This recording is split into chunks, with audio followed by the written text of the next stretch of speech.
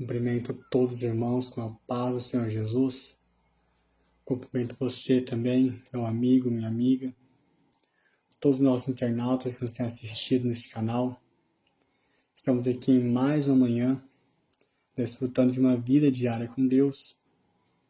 E hoje eu quero trazer uma rápida meditação da palavra do Senhor, que se encontra no livro de 2 Crônicas, capítulo 32, ler a partir do versículo 13 em diante, que assim diz a palavra do Senhor. Não sabeis vós que eu e meus pais fizemos a todos os povos das terras? Porventura não puderam de qualquer maneira os deuses das nações daquelas terras livrar a sua terra das minhas mãos? Qual é de todos os deuses daquelas nações que os meus pais destruíram, que pôde livrar o seu povo das minhas mãos, para que vosso Deus vos possa livrar das minhas mãos?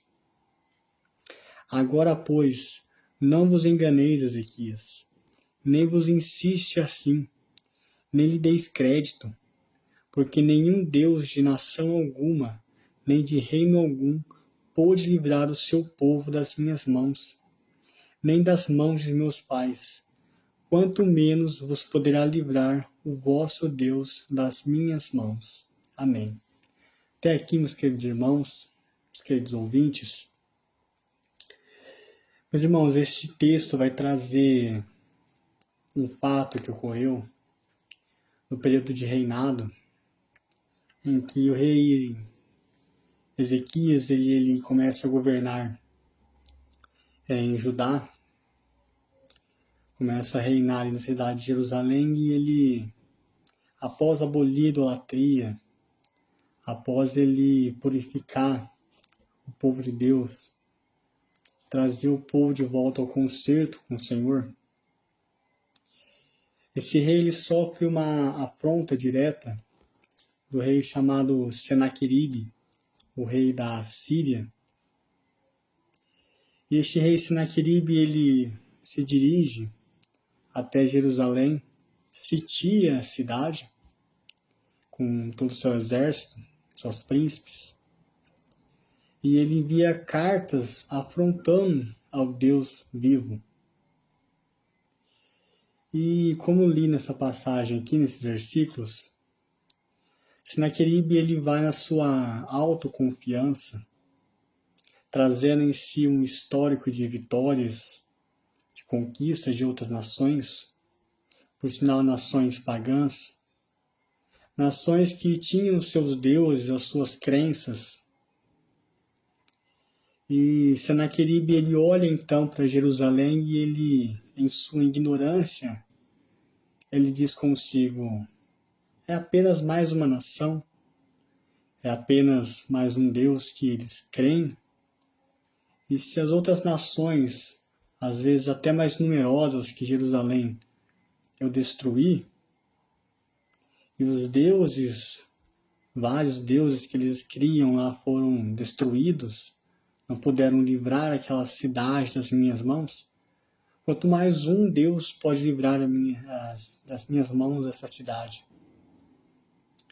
Porém aqui, meus irmãos, Senaqueribe ele comete um grave erro. Esse erro é que eu queria frisar na mensagem de hoje. Senaqueribe não conhece o Deus verdadeiro. Senaqueribe compara o Deus Altíssimo como uma crença, como mais uma religião.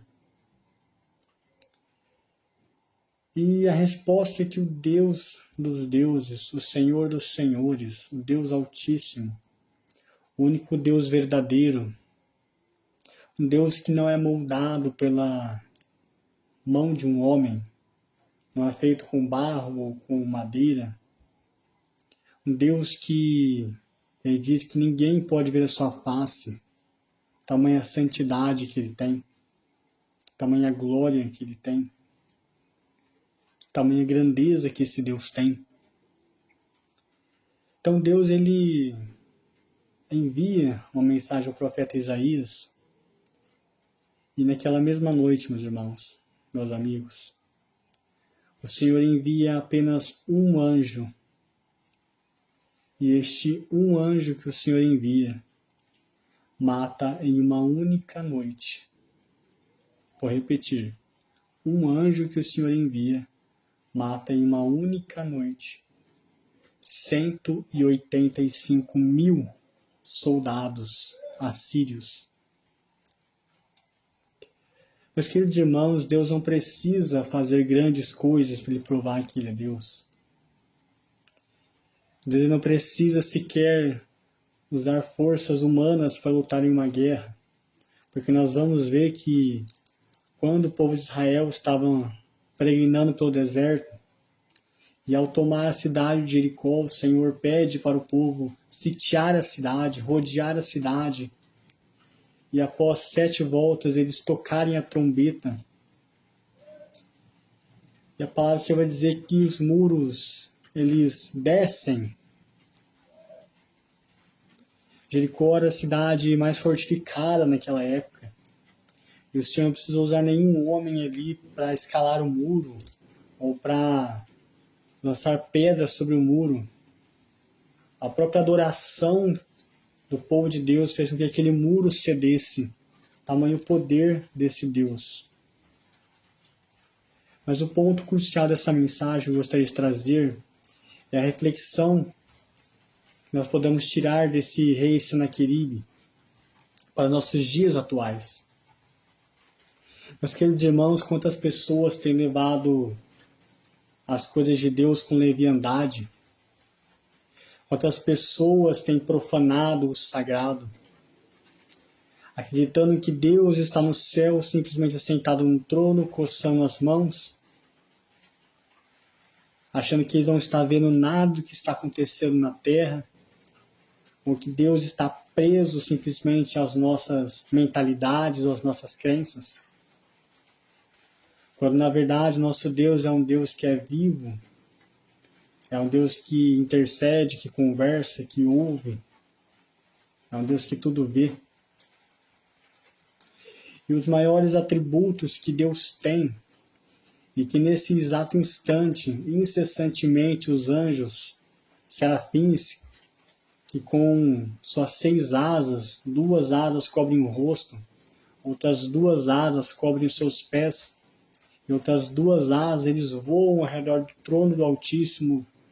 Eles clamam: Santo, Santo, Santo. O maior atributo que Deus tem é a sua santidade. Um Deus que não divide a sua glória com ninguém. Um Deus que não tolera o pecado.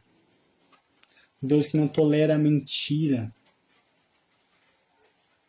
Meus queridos irmãos, quantas pessoas que não são cristãos e desfazem daquilo que é de Deus, profanam o sagrado. Homens que não têm mais o mínimo respeito com as coisas de Deus. Que nós não venhamos a ser como este rei Senaqueribe, que além de desconhecer o Deus verdadeiro, ainda teve, não vou dizer ousadia, mas a insensatez de o afrontar aquilo que ele desconhecia. E a consequência disso é que o próprio rei Senaqueribe, depois de ser morto pelos próprios servos, quando ele retorna à sua terra, no seu templo ali, junto com seus deuses. Meus queridos irmãos, nosso Deus é um Deus que é um Deus zeloso, misericordioso. Mas acima de tudo, Ele é um Deus que é justo, santo e fiel à sua palavra. A palavra de Deus vai dizer que o Senhor, Ele é um fogo consumidor. Que para nos chegarmos diante dele, precisamos descalçar as sandálias. Talvez você, meu amigo, que ainda não entregou a sua vida para Jesus, não conheça esse Deus, mas hoje você tem essa oportunidade.